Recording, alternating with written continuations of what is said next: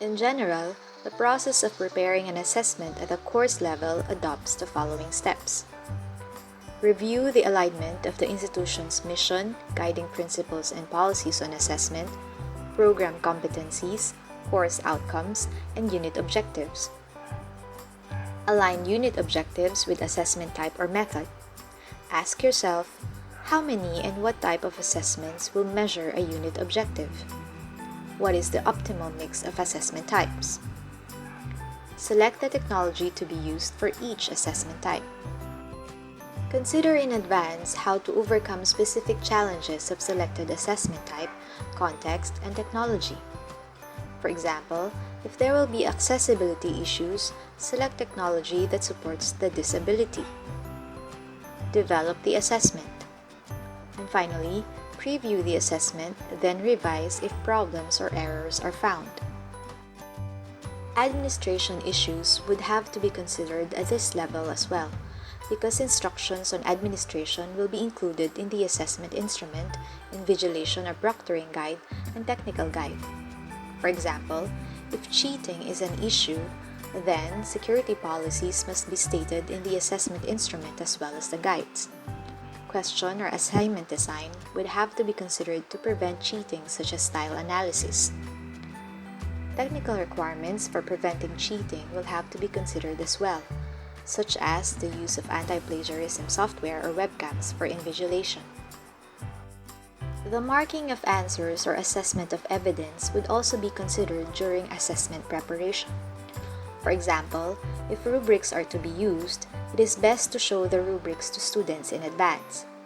Marking guides would also need to be prepared for markers or raters.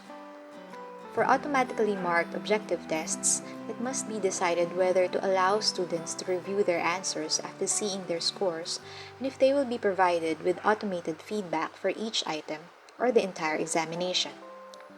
For some form of objective tests with automated scoring, such as computerized adaptive testing, feedback must be prepared in advance. We will delimit our discussion here to the preparation of the assessment instruments with emphasis on test questions and assignment instructions without going into detail about the administration and technical instructions.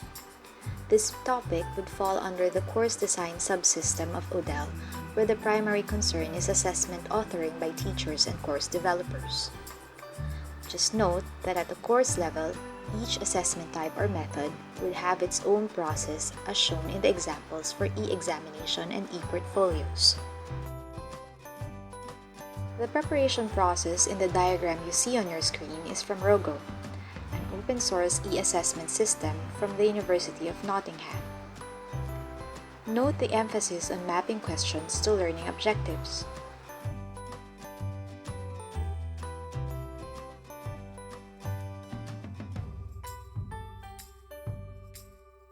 The process for creating examinations in the dedicated examination platforms and learning management system-based quiz plugins are generally the same. It is a two-phase process. First is creating the questions in a question bank.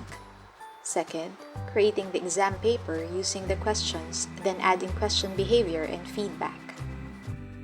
The question bank is a repository of all questions created.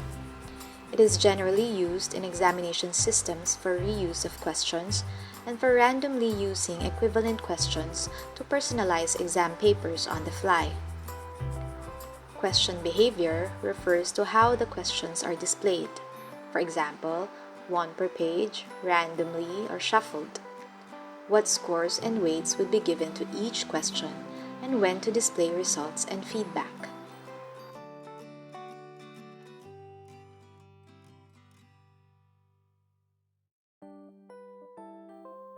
One of the problems with the digitization of exam questions is that not all teachers will have the technical skills to create their exams online, no matter how simple the interface is designed. Even a question submission method in which teachers are asked to upload a document or text file, and then the computer will automatically generate the question, will have problems. Because this system usually requires a strict format so that the software understands the question document file.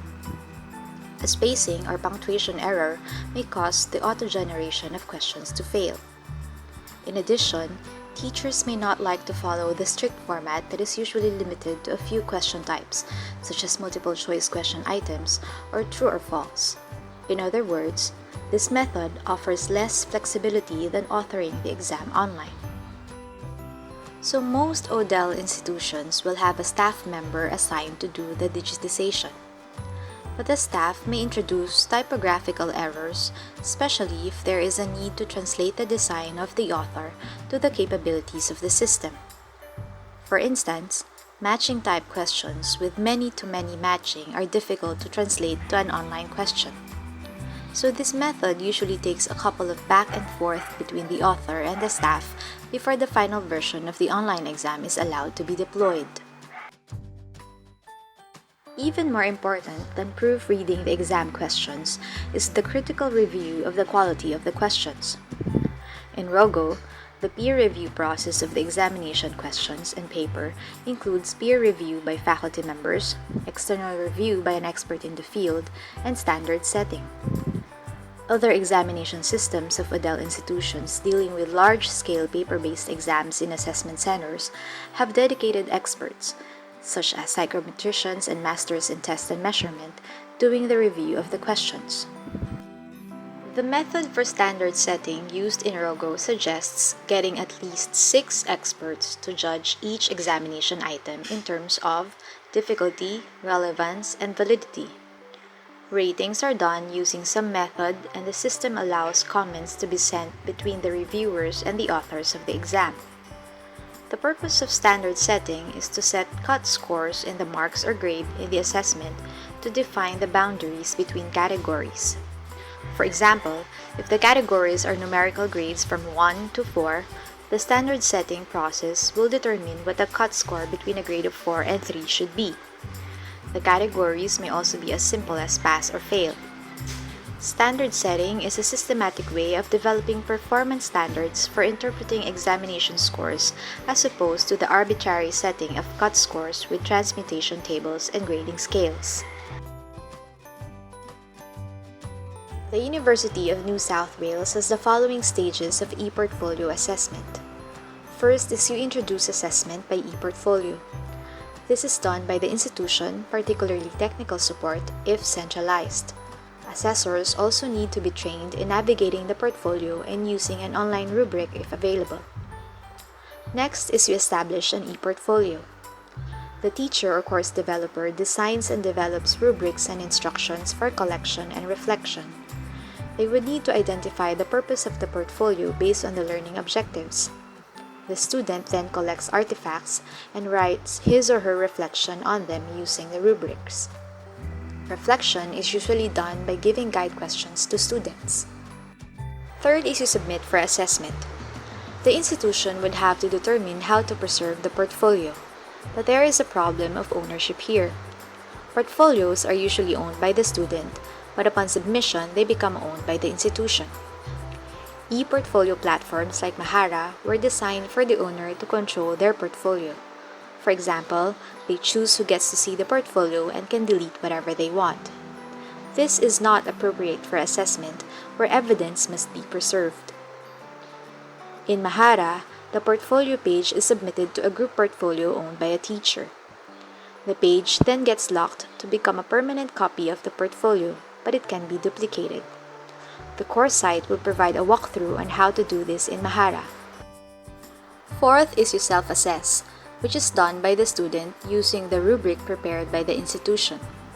The ODeL institution would have to decide on whether the self-assessment will be part of the summative assessment or not, and what weight to give it.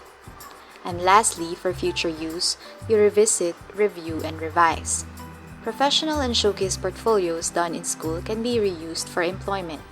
The question in the preparation stage is whether the ODeL institution will provide the portfolio space as a lifetime service for alumni or just allow the student to download his or her portfolio, then delete the online copy after the assessment.